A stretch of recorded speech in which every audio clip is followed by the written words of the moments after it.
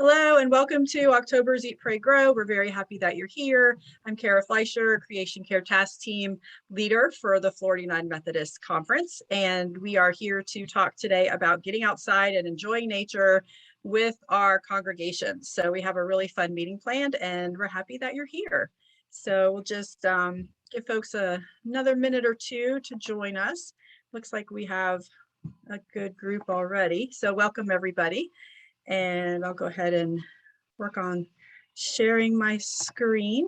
Does anybody have anything fun that they've been doing outside that they want to share with us while I get us up and running here? What you been doing? Anybody getting hiking or kayaking or any of that fun stuff? I want to share that I saw a painted bunting yesterday. I was so excited. And Kara was actually on the phone with me when it happened, and I hung up on her because I needed to take pictures. I had never seen a live one before, and I just was so excited. I saw a hummingbird in my garden.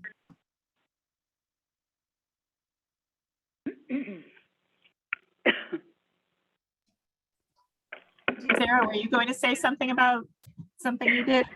I was just gonna. I'm planting a rose bush. That's kind of fun. Oh yeah. I had one die, so I got a new one, a pink one, to put in its place. New life. Kara, Ilan is having trouble logging on. She's getting a message about the host having another meeting. Do you have any suggestions I could give her? Tell her to use the link that was set this morning. She might be using an old link. Okay. That would be my suggestion. Okay, so we are ready to go. Today we're talking about celebrating God's creation with outings, and our meeting name is called Made to Be Outside. So we're going to be sharing ideas for gardens, cleanups, prayer walks, kayaking and hiking, tree plantings, and more. And we're excited to have special guest Justin Rimondi with us, who is the youth director at Memorial UMC, along with Sarah. So that is awesome. We're really happy that you're here, Justin. So yeah, glad to join you guys. Great. So if we don't have Alon with us, Sarah Nussel, would you be willing to open us in prayer? Let's all bow our heads. Dear Heavenly Father, you created us to be in nature. And Lord, we deny that need. Help us to rediscover how important it is for our physical and our spiritual being just to be outside. Let us glory in it and thank you for the wonderful creation you've made, and you've made us a part of it. We ask this in Jesus' name, amen. Thank you so much. Praying on the fly, that's our Sarah. So we like to share our mission statement for the Creation Care Task Team, and that is to equip the local church with encouragement, training, and tools to support your thriving creation care ministry, to live into the call of being a good steward of creation, loving our neighbors, and helping those in need by dedicating our time, talents, and gifts to advocating for the earth. So we are a thriving creation care team here in Florida, and we are just so happy that you guys are involved. And so we're here to help you however we can with your local ministry. This is our map, and we have a couple of openings here, as you can see. And we have, is Angela with us today? Sure, yep, Angela's here. Our friend Angela Kim is actually learning a little bit more about our task team and seeing if it's a good fit, and we think she's a good fit for us, so hopefully she will be joining us for the Southeast. But we're just really happy to have her involved, and we welcome anyone else who's interested. The Gulf Central and the Atlantic Central areas are the ones that really need the most attention right now, just to be able to cover those areas and make sure we can serve those areas. All right, and so without further ado, I'm going to turn it over to my dear friend Sarah Flint, and she'll take over the sharing and introduce Justin. Wonderful. Thank you, Kara. And let me just see if I can share my screen without it being a crazy thing. Let's see. Here we go. Present. Present. All right. I think I got it. What do you know? Let me just get out of the... Okay, so I can't see the Zoom while we're doing this. Is that correct, Kara? Just the presentation? Yeah, and we don't see the presentation. So when you hit share Uh-oh. screen, did you click the little icon that showed Canva? Oh, no. Okay. Share screen again. Sorry about that. I'm Awesome. learning, guys. I'm being trained so that I can do this next month. That's right. And I meant to mention that I am taking a little hiatus from November 14th to January 6th. And so the team is going to be doing the meeting in December, and Sarah Flint is going to be managing the Eat, Pray, Grow. So thank you, Sarah, so much for stepping into that. And so this is a meeting that we're kind of working together. So do you see when you hit the share screen that your Canva little small icon should be there as one of the options? Okay, I'm trying to get back into Go into Zoom where you see all of our beautiful faces. share screen. One of Is those it in the open. advanced sharing options? No, One of those, I'm sorry. Basic. That it should be under basic. And then you should see your Canva program that's open. If you don't see it, why don't I just run it from my end and you Okay. can just, yeah, okay, we'll do that. That sounds we'll good. practice it again next time. Sorry, guys. I don't mean to be clumsy making you wait like this. That's but I okay. do- We'll practice it on our own. Okay. But Okay, is so that I right? hope that you can see this. I can see it. Can everybody see it? Okay, you have thumbs up. Okay. No, It's I'm on by phone. This is Julie Lee. Okay. Oh, phones won't be able to, but go ahead, Sarah. All right. It is my great pleasure to introduce our wonderful youth director from Memorial United Methodist Church on Amelia Island. He came to us, actually, I think the pandemic had already started or was just about to start. And he's just been doing a great job growing that ministry. And he's done some really cool things, getting the young people outside. So I'll just let Justin take it from here. All right, yeah. So I've been at Memorial for just about a year now, and it's been exciting.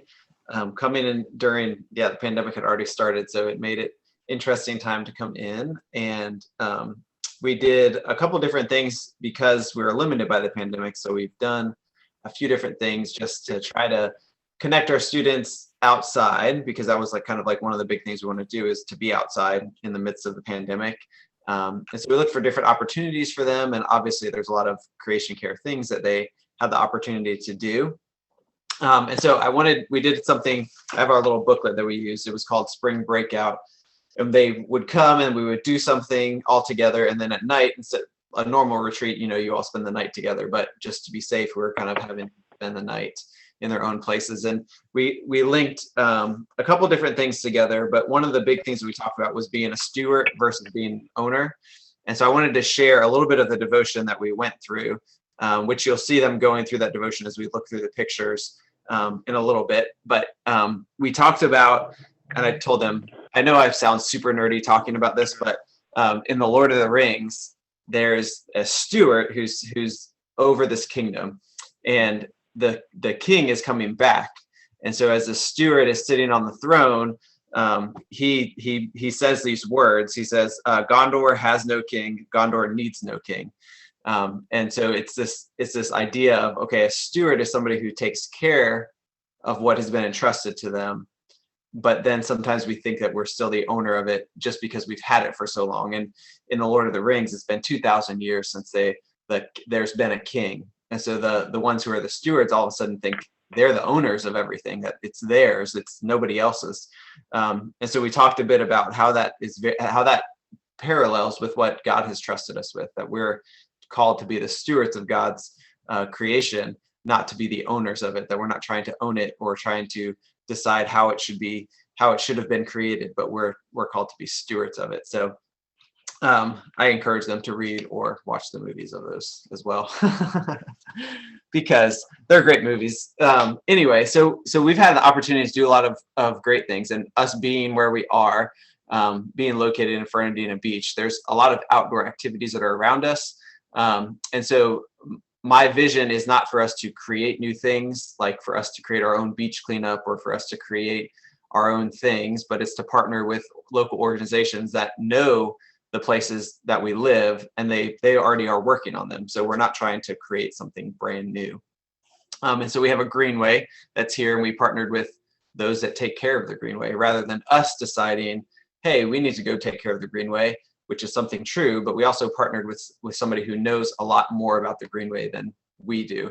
And I think do you have those pictures ready? You can show, I think the first couple pictures are us going to the greenway and getting an opportunity to do something. I loved going to the greenway. So there's a couple of the pictures. We got to the greenway. We went to this kind of remote place where there's a kind of a big stream running through it. And so that we're picking out these invasive species that have been pointed out to us. This is what they look like. We just are going to remove as much as we can. So when we first get there, all the kids are very tiptoeing around the water and they're just kind of barely pulling stuff out. And then about 5 minutes goes by and they're like trudging through the water and don't even care about it anymore. And it's just great for them to like be like, you know what? It's okay to get wet. It's okay to get dirty. Like it's completely fine. And she said, the lady that we're working with who works for the city said, like, I hate to bring groups here because they always complain about the water. They always complain about the dirt. And it's typically older groups that she has. And so she was so excited that our group was like willing to get dirty, willing to get in the midst of, all of that mess to pull up these invasive species that had just kind of gone everywhere. And so it's really neat when you partner with places, especially if you're bringing younger backs and younger people. It helps them, a lot of older people have kind of caught on like, oh yeah, I have time now to help. But our teenagers have a fair amount of time, even though they tell you they don't. They do have a fair amount of time to do these type of things. And so it was great for that. It was a great experience for them and some of the students. One of the things that's great about having local organizations is that it gives them an opportunity to volunteer on their own if they want to. They can partner back up with these organizations. So it is neat to go to foreign places, but it's so cool to be able to experience something local, giving them the opportunity to spend their own time and choose to spend their time to do that is really neat for us. And then another opportunity that we had is there's a community garden a few blocks actually from our church. And so we just connected with, it kind of had died out and then it was being resurrected. And so I just contacted the person who kind of runs it or is helping run it. And she said, oh yeah, we can definitely use you guys. So we just set up a time to go out there, and she showed us what needed to be done. And then we just worked on it, and you can see kind of the difference in some of those garden beds after we had weeded them. Now our guys, we have a big group of guys. If you can see kind of in the picture on the top left, there was a ton of bamboo growing back there. And our guys just got the shovels and started chopping down all this bamboo, which they wanted it all gone. And they just started chopping down the bamboo and getting rid of it. And it's neat to see. I think one of the neat things about creation and the creation care is that it's not all the same. Like you're not always doing the same exact thing. So some of the people felt much more comfortable just kind of picking out the weeds or pulling up the weeds. But our guys were like, this is so boring. And then they were really into chopping up the bamboo. Like they were like way too into it probably actually. But it was fun to see like the different groups kind of doing what fit them best. And that's kind of neat to see that in these opportunities that they have, that they don't have to all do the same thing, and it can be look very different for the different people in our group, and them using their strengths actually in that. So that was kind of a really neat opportunity for them. And then the last one that I wanted to share with you is a beach cleanup that we did. And so we have Fort Clinch, which is a state park that's right in our neighborhood. And so I had called and connected with them, and they said, oh yeah, we'd love to have groups come and do beach cleanup.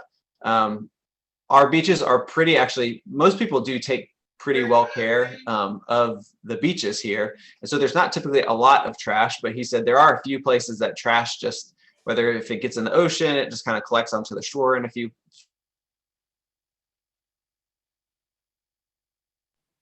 Hey, Justin, I'm sorry, I muted you on accident.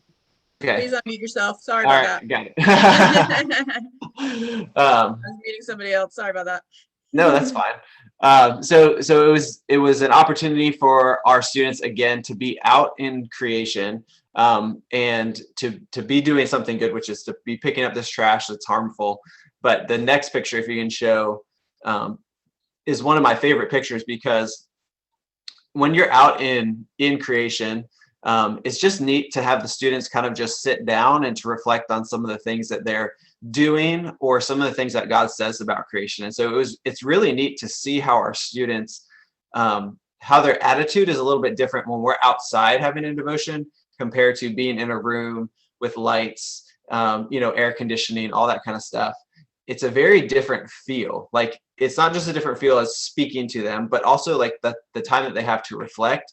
It seems much like they're more into it when they're getting to reflect in a space that's outdoors, that they're looking at the ocean, that they're looking at the sand.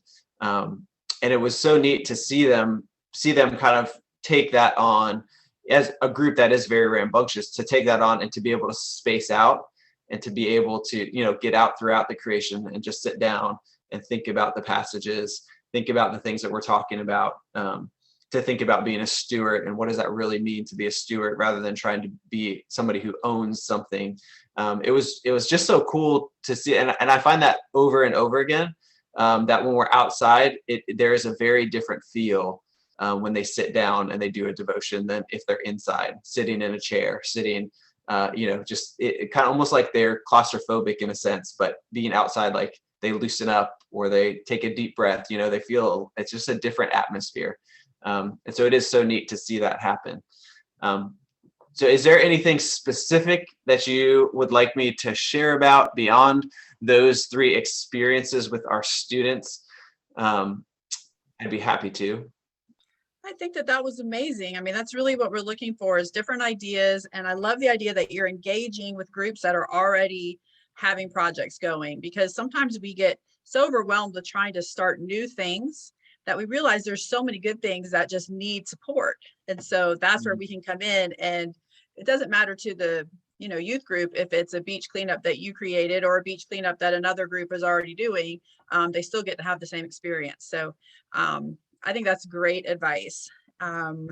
We have time for maybe 1 or 2 questions. If anyone has a question for Justin, we might have time at the end too, but I think that was great. I'm so excited for what's going on over there. The garden idea is perfect. You don't have to start your own garden. There's lots of community gardens that need help. So that's great. Now, do you see that the kids are, the youth are wanting to do more outdoor activities because you've kind of introduced this? So where we are, there's a lot of outdoor activities just because we live in Fernandina Beach. It's an island, so there is a lot of outdoor opportunities.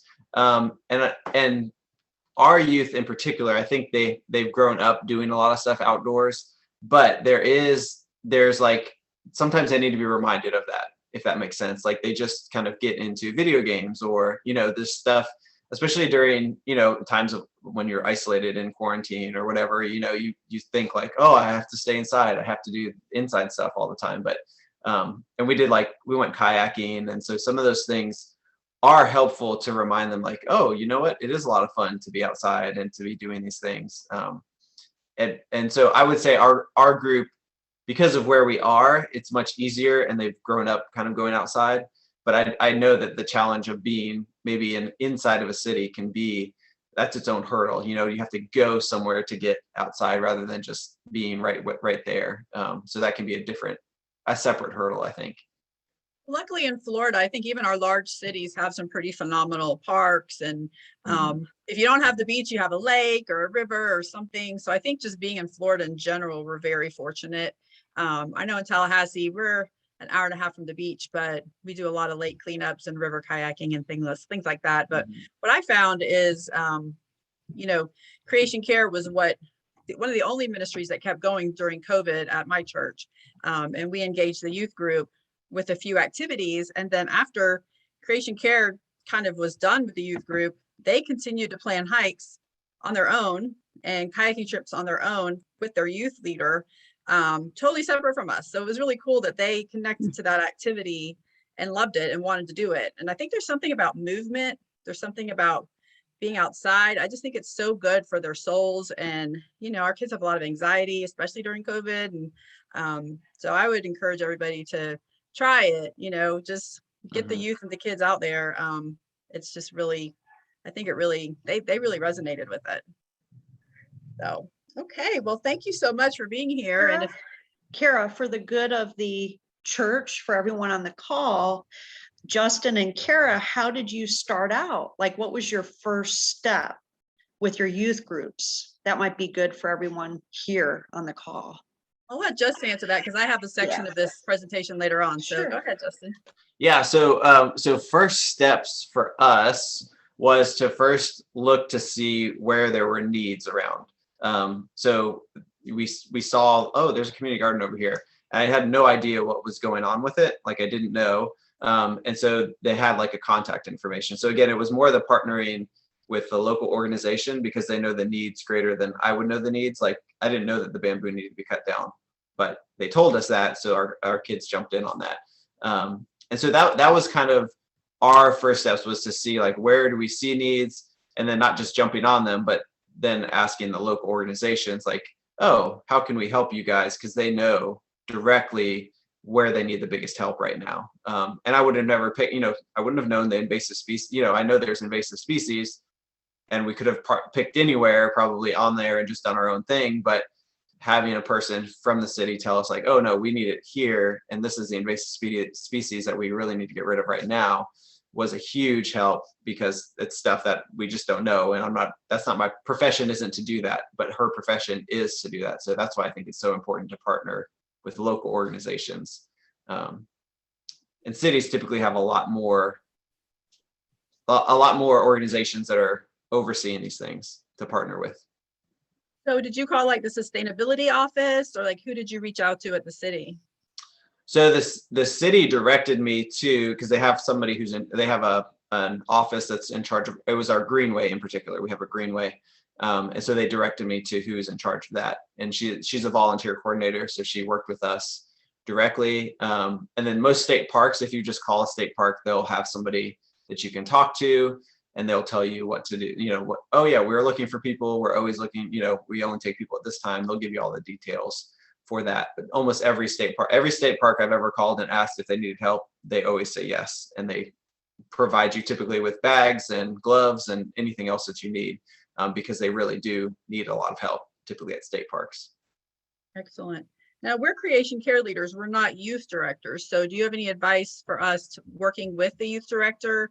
I know sometimes they already have a lot of content planned and things like that. So what would you like a creation care leader to bring to you to make this something you'd be interested in? Yeah, so I think one of the big things that helps is if you are letting them know that it's like, typically most of the things are very flexible. So you can plan it around whether it needs to be on a Sunday night, or you don't want it on a Sunday night because you already have stuff planned that day. You could do a Wednesday. Now, not here, but in my previous church, we would do once a month. We would do some type of project like that, where we would be outside doing something. So doing something that helps them know, like, okay, we can be flexible. We can work around whatever schedule you have, because there are certain times that are very difficult to do it. If just from knowing my calendar, there are certain times that it's very difficult. There's other times that are a lot easier. And so just working with the calendar, I think, is the biggest thing to do. And then I would say on top of that, that it is very appealing to a lot of kids to be able to do that. And so if you say, hey, I just need you to kind of bless this and advertise it to the youth, I don't need you to do it. That would be something I think appealing to a lot of youth directors, because then it's not another thing on their plate that they're trying to accomplish. That makes a lot of sense. And you said you had that devotion. Is that something you'd be willing to share? Oh yeah, no problem. Wonderful. I can share it with Sarah, and then she can send it out. Perfect, because that might help too if we have kind of the theology, along with the idea, to make it kind of a package deal. Yeah. Okay, great. Well, thank you so much. Appreciate it. Yeah, And so happy to be here. we could have talked the whole time, but we have a whole other speakers. But thanks again. That was great. All right, Sarah. I guess I'll just introduce Alma. Alma. Okay. Okay. Okay. Ready? Yes, so Alma's going to talk to us about church gardens. And Yes. Your slide just has one photo, so I figured we could look at you Okay. talking instead of the photo if that works for you. Whatever. That's Okay. fine. Yeah. Okay. All right. Church gardens. I think some of the things, and they don't have to necessarily be in this order, but some of the things that you need to think about with a church garden is to have a group of interested persons and set your purpose and your goals for it. Check the zoning, because sometimes the zoning, you plant a garden and then somebody complains and you are not zoned for that. So you need to check the zoning with the county. Get support of the pastor and the approval of the trustees. Locate an area that has like 6 to 8 hours of sun a day is preferable, and near a water source, because you don't want to be carrying buckets of water back and forth or a long, long hose to keep it watered. Also having it near a place where you would walk, so you can kind of keep an eye on it and notice when things need to be done. Contact the County Extension Service or the or IFAS at the University of Florida, and I put that link, that website, in the chat, so you can get your soil tested and also get the right plants for your zone. So that they're very helpful and have lots of information for you. You need nutrition-dense soil, compost, recycle. Containers or raised beds like you saw in some of the previous slides with Justin. It's a community garden, that's helpful. Decide on the type of garden you're going to have. It's going to be flowers, vegetables, fruit trees, or all three. Then you need to prep it, you need to maintain it, and then you can harvest. So some of the benefits of having a church garden is that you can cultivate relationships and the earth. You can reconcile, you can share, you can break bread together, you can celebrate with others. It's something that all ages can do, families, neighbors can enjoy it together in God's creation. So creating a garden is a way to nourish relationships as well as the earth and the soil. So let's go outside and celebrate as we garden. Great. Thank you, Alma. And I will say too that when we started our garden, we had a grant, $1,000 grant given to us by our county. Not all counties do that, but it's a great idea just to check in with sustainability offices in your city and your county. And when we did that, we automatically got assigned an IFAS expert who came and helped us pick our location, which was totally different than where we thought the garden should be. And it's worked out beautifully. So you're not, don't have to be on your own or be a garden expert to do this. Right. Thanks, Alma. Okay, let's see, who's next? Prayer Gardens with Sarah Nussel.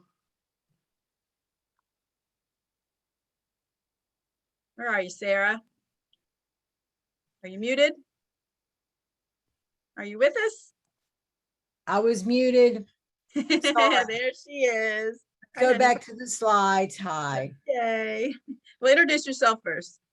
Yes, I'm Sarah Nussel. I'm from the North Central District up near Gainesville. I live in a little town called Williston. We are in the country, believe me. And cowboys, trucks, the whole deal. But my church, First United Methodist, has a piece of land that is connected to our connected to our thrift shop, which was originally a residence.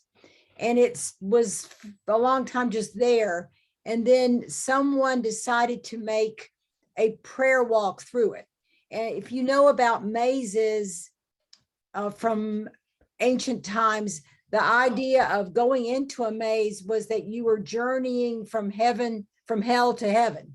You were finding your way to heaven. So the walk is, it's not as good as those European mazes, but I tried. And it gets used a lot by groups. We've had Easter egg hunts out here. Sunday school classes have met out here. We've had the Girl Scouts help us with all kinds of things, and the Boy Scouts, and then individuals and families.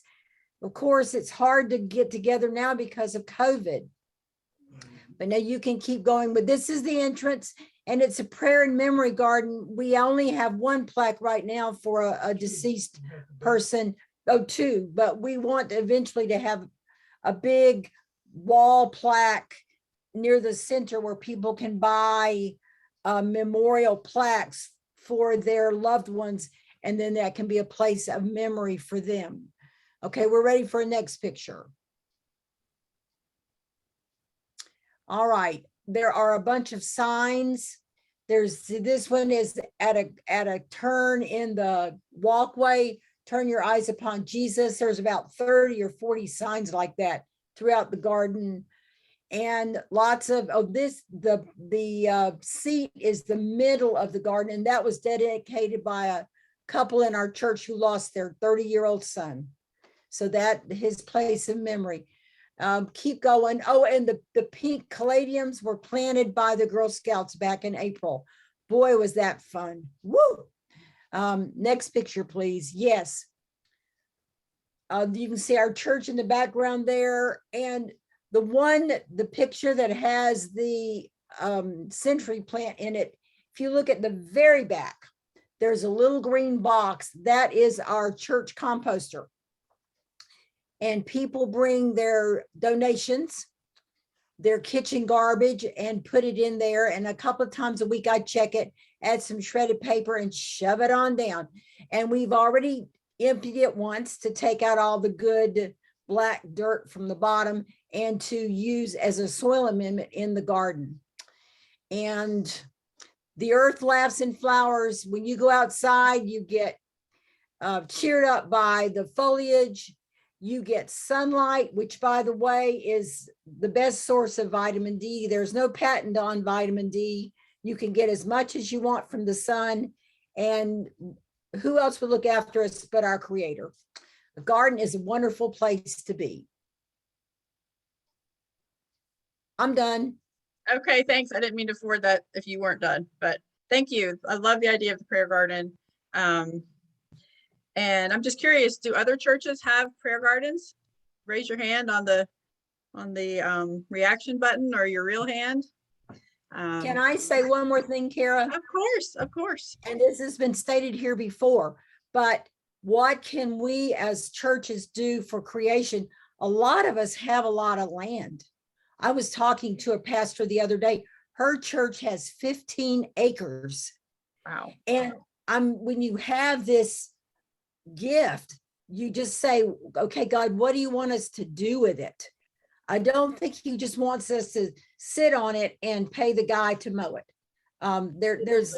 There's a reason that we have so much land, and we can be using it for his glory. And we can really start using it to plant native plants to support our ecosystems. I think that's really important. A lot of us have grass and bushes and boxwoods and, gardenias and azaleas, all the pretty stuff, but the native bugs don't eat that stuff. So therefore, the native bugs can't be eaten by the birds, and it's the whole ecosystem. So even just doing small areas in native plants makes a big difference. So I love that. Thanks, Sarah. All right, so I was up next, and I'm going to share a little about kayaking and hiking with our congregation. We have done about 5 outings, and I have a couple of videos here I was going to show you. But these are with our youth group. So before I do that, I was just going to share a few ideas about what we did with our actual congregation. We did a family outing to a state park, and the ranger gave us a phenomenal tour. This was an Indian Mounds Park here in Tallahassee. And then he had all of these artifacts from the Native Americans who lived there, and it was really fascinating. And it was multi-generational, so we had grandparents and grandkids and parents and lots of cousins, and it was a fun family day, and it was easy. We really just connected with the ranger. They do this kind of stuff all the time. We did it on a Saturday morning, and it was cool to see the different people that came out for this outing versus some of the other creation care stuff we do. Because not everybody is a gardener. Not everybody feels like they're physically fit enough to do a real strenuous kayaking trip, but pretty much most people can walk around a state park. So that was a lot of fun. And, you know, we said a prayer beforehand and really just tried to help people continue to make this connection of, this is God's earth. We love God, so therefore we love and take care of the earth. That's really the foundation of creation care. And the more outings we do, the more we can get people involved with their whole selves, with their bodies, their spirits, you know, their breath, everything. It just connects them in a way that we can't by a movie or a slideshow or a book. It's just get out there and just experience that joy that we have. So I will just show you a little bit of some videos. Whoops. Try to show you some videos. Let's see. If that's not a hot link for some reason, so I'll stop share and see if I can get the video going. You know, why don't I skip that part? I think we're running a little bit late anyway. So I'll just share with you what we did. We had I got a grant from Earth Keepers for $10,000 to get our St. Paul United Methodist, which is historically white, to connect with a more historically African American United Methodist Church in town, and our college, FAMU, the university, Florida A&M, which is a historically Black college. And so we connected our young adults with FAMU's Wesley young adults, and our youth with New Life United Methodist youth. And if anyone was here for our last Eat, Pray, Grow, you met Latricia, Reverend Latricia. This was her group.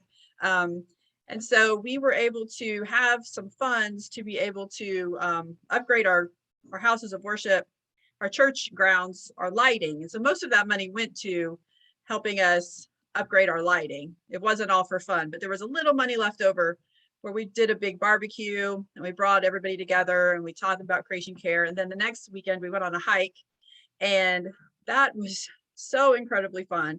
We had about 40 different folks with us. Let's see, I just had a couple pictures here.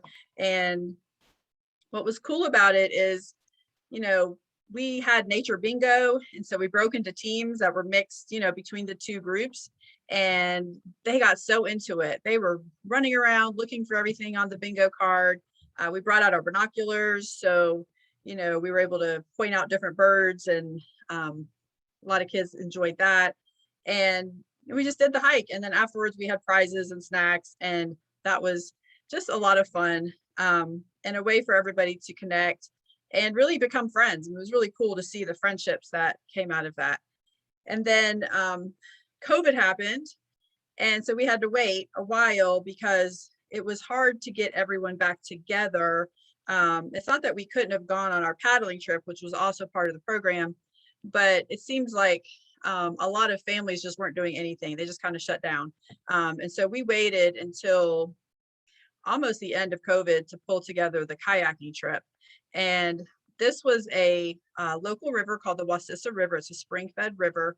And we had, you know, participants from, I think, age 9 all the way through college age. And then our creation care folks who are, you know, up to 70, which was so cool to have that great range. We brought in 2 people who are really well versed in ecology. One, her name is Dara Miles, and she helps run the Outdoor Afro group here. And that's a group that you should know about. It's a national group called Outdoor Afro, and it's empowering African Americans to get into nature and hike and be in these spaces that have traditionally been white spaces. And so she was phenomenal.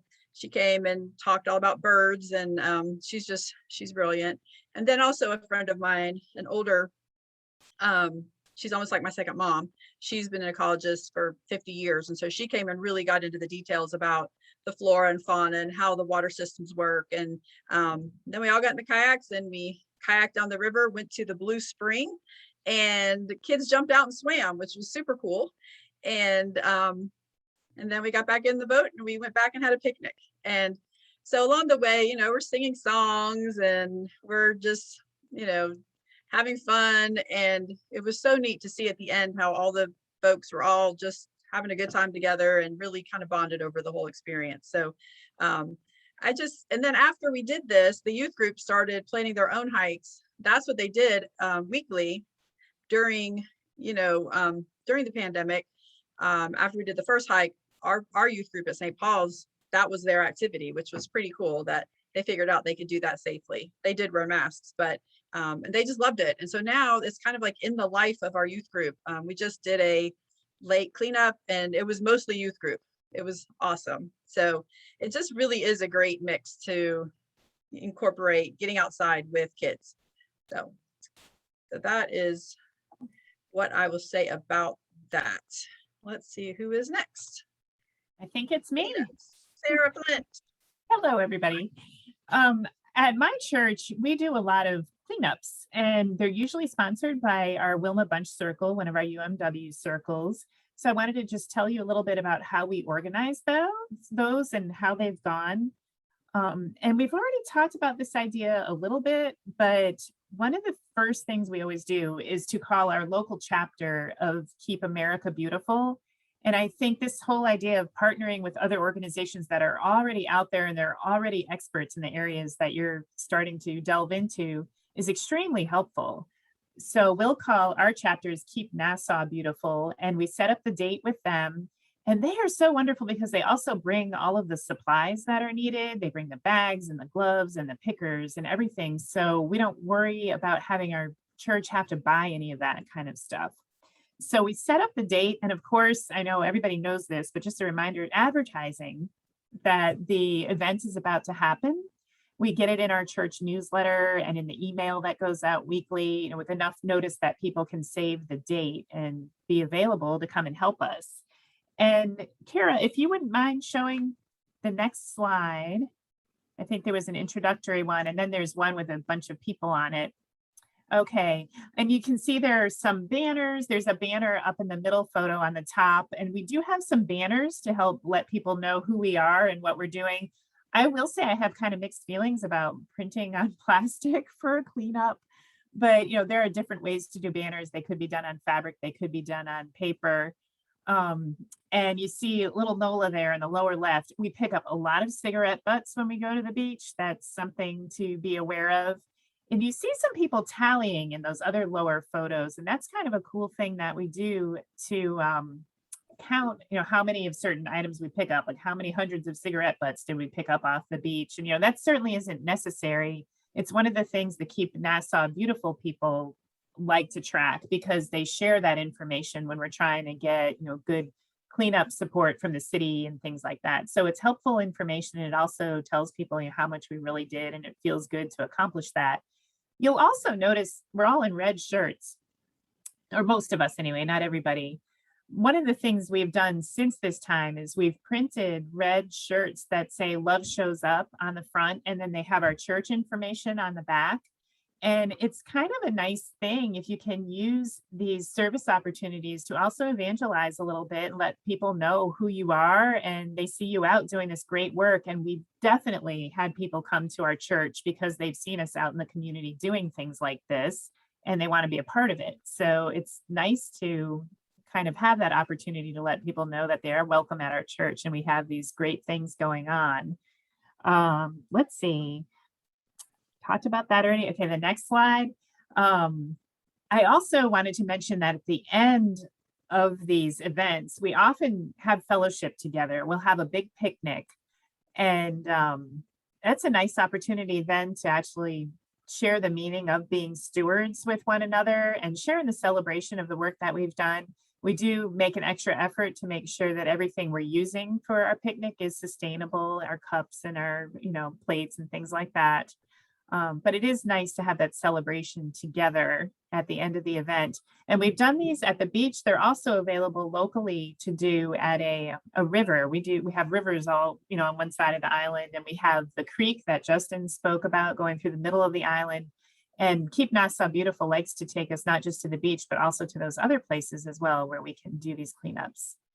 So that is it. Kara, if you'd like to go ahead to the next presenter is Elan. Okay, great. Thank you. And, I was just going to mention one thing that we did with our banner for our lake cleanup is we made a generic banner and said, lake cleanup Saturday. And then we had a space that we could write the number, the time, but pretty much it's always 9 o'clock. So we've left it written on there as 9 o'clock, but that way we just put it up every time we're going to have a lake cleanup. So yes, we did have to print it on vinyl, but it's lasted us about 3 years. So that's one way to look at it.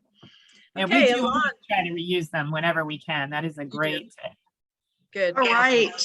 I don't know about you, but I am so inspired to do everything that's happening on this call today. You all have just lit my fire. Yay. Yeah. I'm going to actually change the order. I'm going to talk about planting trees first and then prayer walks. And I just wanted to share words from Isaiah. For you shall go out in joy and be led back in peace. The mountains and the hills before you shall burst into song, and all of the trees of the field shall clap their hands. When the Bible personifies trees as singing and clapping their hands, we might think of these things, these images, simply as poetic metaphors. So planting trees is a fundamental act of caring for God's creation. And in January, I'm going to be talking in detail about the Trees of Life planting project that we have going on in the Southwest District. That could be a model for your districts. But just today, I'm going to talk about the importance of planting trees, because as they mature, they become a lasting reminder to live a more environmentally friendly life. And they provide habitat for birds and animals. They improve water quality and retention. They stabilize soil, and they sequester carbon dioxide, and they provide much needed shade. So as we deal with predicted hotter temperatures, increased tree shade is very important, right? It's cost-effective cooling system that supports public health and protects the quality of life. So trees do a lot, right? And you can plant them on your property, again, getting permission, with your youth group. We're actually going to do something in the Southwest District with several sister churches, planting on Arbor Day. Florida Arbor Day is January 20th. And then we're also going to have a planting May 1st with the National Arbor Day date nationally. So let the trees of the forest rustle with praise in your churches and in your communities. So plant on your lands, plant on your church grounds, plant in your communities. Trees make a difference. And so my second topic, I'm going to be fast, is prayer walking. So prayer walking is becoming more and more popular today. And actually, if you Google it, I was quite surprised how much is coming up on prayer walks. I've not formally done one at Cornerstone UMC. It's something that I would like to do. We work very closely with the Miccosukee tribe, Saving the Everglade efforts, and Creation Care, and they actually quite often hold prayer walks on sacred lands. But our land is sacred as well, right? All of God's land, especially our church lands and public lands. So how could we organize one of those? And I just did, like I said, I did a search, and I was quite surprised how much came up. And it said that it's prayer walk is being intentional about exercising, right? And your prayer time, so that you can cover your community in prayer. It's very simple. It's combining walking and praying, which I don't know about you, but I love that combination. For many, a prayer walk is as simple as grabbing the leash and taking your dog for a walk, woohoo, or putting the kiddos in a stroller and praying for each family living in the house that you pass. I thought that was very beautiful. And I know many of us have a lot weighing on us. We have a lot of concerns. And so connecting our exercise time and our walking time with prayer is wholly awesome. So the most important part of it is that you're praying. And it isn't the walking that it's important. I'm kind of reading from a site that I found, but it found that the rhythm of walking helps to keep you focused while you're praying. And I don't know about you. If I'm sitting and I'm praying, it's easy to get distracted. But as you're walking and talking with God, it's a very peaceful, reflective space to do that. So get outside, be walking with your congregation in nature, on your church lands, or at the beach, and connect with God, pray for all creation and our leaders and our climate crisis, that we, people of faith, can make a difference in healing, reconciling God's earth. So Thank bless you. you in your work of ministry. Wonderful reminder. It is true. I don't know how many times I've been hiking and all of a sudden I realize I'm in prayer Yeah. because I'm just so overwhelmed by the beauty and God's world around me, or even at the beach in the water. I'm just like so overwhelmed being surrounded by creation. So wonderful. Thank you. And also, you know, to introduce our congregation to those concepts really is our way of sharing and kind of evangelizing with them so they can know there's the tree. You know, so they can experience it that way. All right, so we're at the question and answer period, and we have about 5 minutes. So if anyone, you don't have to have a question, if you also have just a comment, something to share, what's working for you. I know a lot of you are already doing these things. We'd love to hear, you know, anything that you might have to add to the conversation.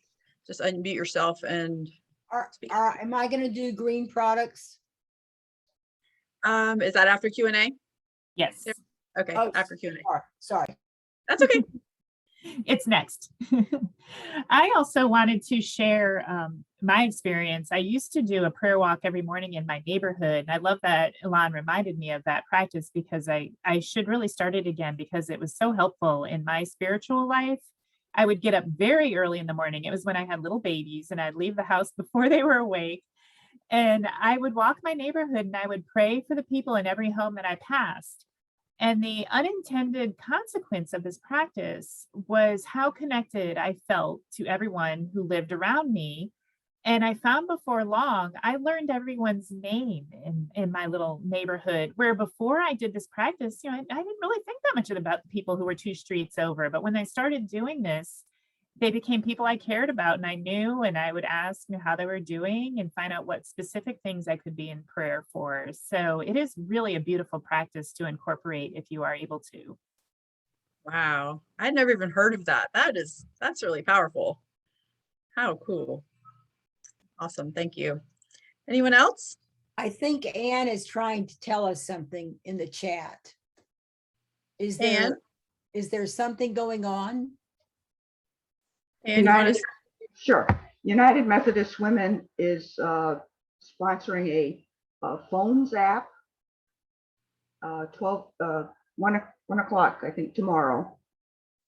You can call in, and there'll be training on calling our members of Congress, and then time to call them about prioritizing climate justice. So the link, I put the link in the chat. thank you so much. Some of you might know that the big UN climate conference is coming up next week, and they need to hear from us. They needed to hear from us months ago, but unfortunately, it looks like the US might be coming empty-handed to the conference because we weren't able to pass the legislation for climate action. So anything that we can do to put the pressure on our representatives now certainly would help.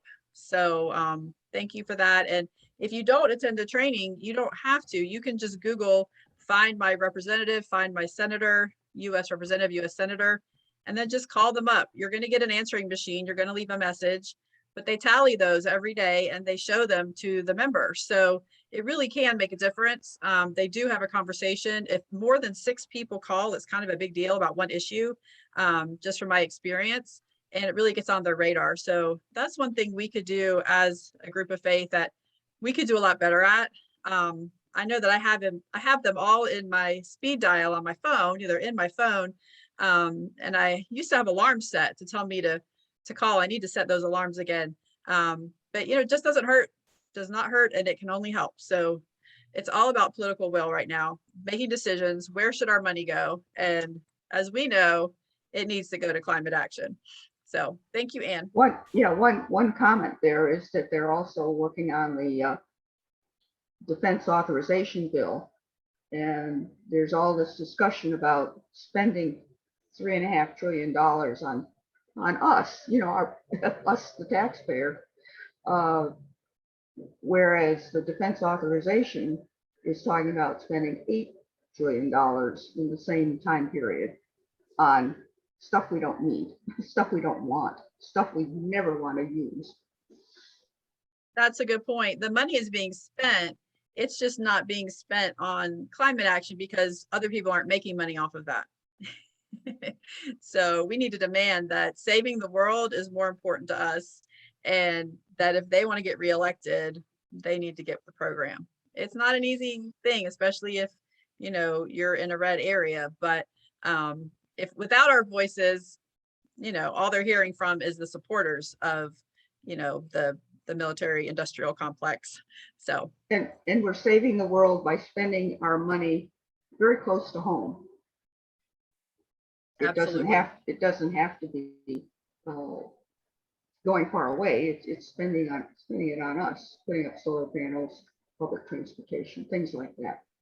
Changing our grid over to renewable energy. Absolutely. Yep. Okay, so I think anybody else have another comment?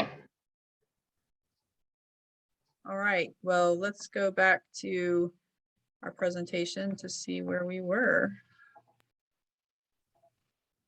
All right, Sarah Nussel, Green Product Finds. Right. I bought an electric lawn mower. Mine's the little one in the middle. And I was amazed by how much pollution gasoline motors put out. It is incredible. In 1 hour of pushing a lawnmower, a gasoline lawnmower, you make more CO2 more carbon monoxide than a car that's driven 401 miles. We put a lot of pollution in the air with our lawn care items. So I've got the little push mower. My husband's still riding the electric lawnmower because we have 8 acres. But it's called Ego, and I don't think it means about, well, look at me, it's like electric go. But it's a neat little thing. It goes 45 minutes on a battery. And I think Kara has something similar, and they have more than one battery. So you take out the dead one, you put in the live one, and let the other one charge up. My friend Harriet just bought a riding lawnmower called Ryobi, and she's very pleased with it. So she's like zero emissions when she mows her lawn. God is green. Don't forget. Thank you. And wisely. Yep, along those lines with the lawnmower, we also have the leaf blower, we have the hedger, we have the chainsaw, and they're all by the same brand, sold at Home Depot, and they have interchangeable batteries. And so you just plug them in. And so when we have a yard day, all the tools are out in the driveway, and we're just grabbing and using them. And my son mows our lawn. We're on an acre, and he's able to do the entire acre with one battery of the electric lawnmower. So it's awesome. And I can't believe it gives off that much emissions. Wow. But it's nice not to smell all that, stuff. Okay, I have a question. Does Dawn want to say something? I don't know. Does Dawn want to say something? You can unmute. I just had a question about church gardens. We had, and I'm really asking for input from all of you. We grew vegetables this year and found ourselves with more produce than we could use. So there's a refugee church that worships in one of our campuses, and we really kind of overdid it with them. We took them tons of produce every week. It is a small congregation, so they couldn't use it all. But we're wondering next year if we can be more intentional about what we grow. And then what are people doing with their produce? Are you providing it to food banks, or what are you guys doing if you're growing vegetables? Yeah, great question. I'll just to speak for us, we support a food bank. And so all of our produce goes to our food bank. And we've done thousands of pounds. So we package it all in, paper bags to be able to have it distributed into the other, food bank bags. And we've really focused on tomatoes in the summer and collard greens in the winter, because those are the two categories that our clients really appreciate the most, and they're extremely nutritious and they grow very well for us. At St. Luke's, we do a little bit differently because ours is kind of an entrepreneurship of empowering other people to do things. We sell a bag of fresh vegetables, whatever happens to be available that week, once a week for $10. And it's like $20 worth of vegetables or whatever we have. And we also partner with some other elementary schools with the families there, and also with a person who has a restaurant. She uses she likes the fresh herbs and things of that sort that we grow there too. So there's a number of different places that it can go to. Wow. Are you selling to members of your congregation? Yes, and to anyone else that wants to join the list. It's open to the community also. There's usually an email sent out once a week of what's available for that week, and you can pre-order, or you can just show up on Saturday morning for a couple of hours and pick up whatever happens to be available for $10. We did a whole Eat, Pray, Grow on gardens and this project in particular. So I can share with you, I forgot to email you guys the link from last month's meeting, which was so amazing. So this time I'll go ahead and add a couple of links, and I'll include that garden link in the email as well, because that would answer probably a lot of questions. Kara, speaking about links, this is Edith. I have put in the chat the link to a 2-minute max way to call your legislators. It calls your specific legislators, and it doesn't take long at all. You click on that link and they'll then populate your information, and you will have contacted your legislators about the climate justice legislation. Great, thank you so much. Is there another place to find that? Because when I click on that, it tells me that it's not stable or something. It says your connection is not private with that link. I don't know if there's a different one, but anyway, is anyone else getting that message when they click on that link? Has anyone tried it? Trying. Maybe it's my for me. It worked for you. Okay. I didn't do it through the chat though. Let me try that. It could be my antivirus software stopping me. All right, well, we're a little bit over, so we like to keep it right at 1 because we know this is during the workday. I just want to thank you all so much for being with us today. And let's see, I got to get back to my presentation so I can tell you about our next meeting, because we do have another meeting, which I will not be running. I'm very thrilled that the team is going to be able to do that without me, so I can have a little bit of time off. Thank you so much, team. I have corrected the link. Oh, good. Okay. Thank you. Sarah Flint, would you like to talk about our next meeting? Am I unmuted? I think I unmuted. I can hear you. Okay, good.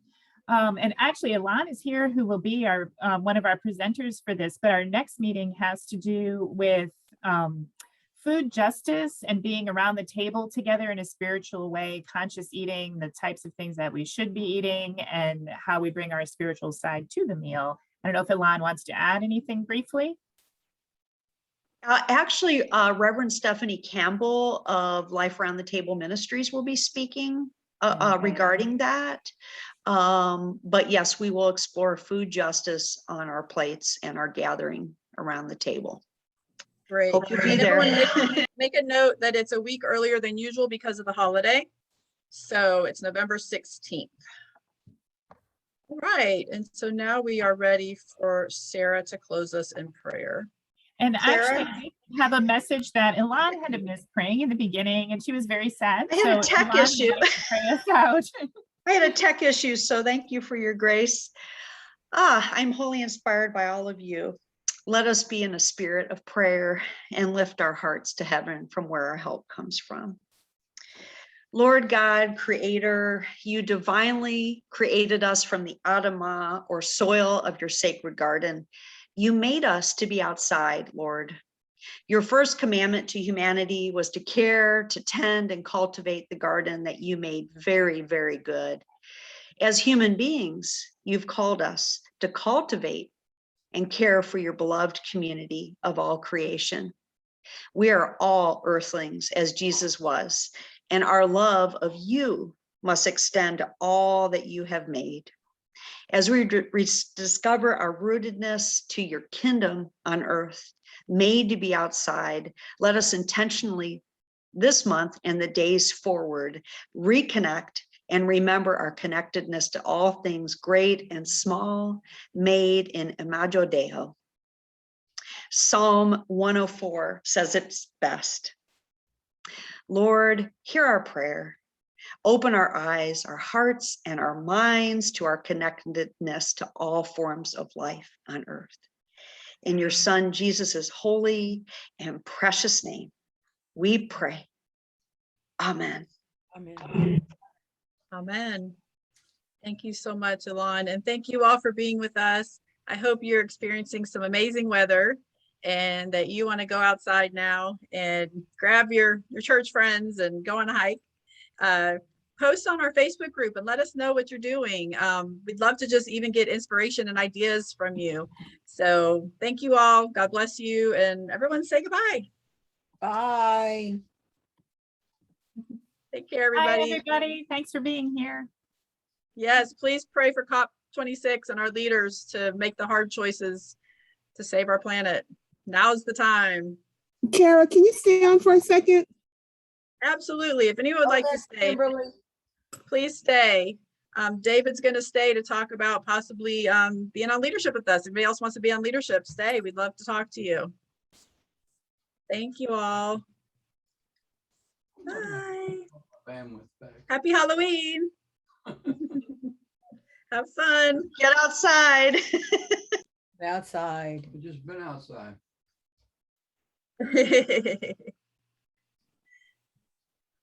All right. Who else we got hanging out?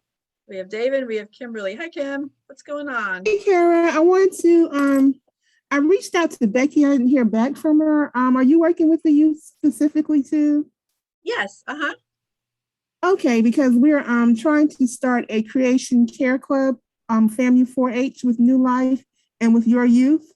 Yay! So I'm going to send you the information, and if anybody else is interested, because like I said, we're trying to start a creation care club through 4-H because I have some grant funding.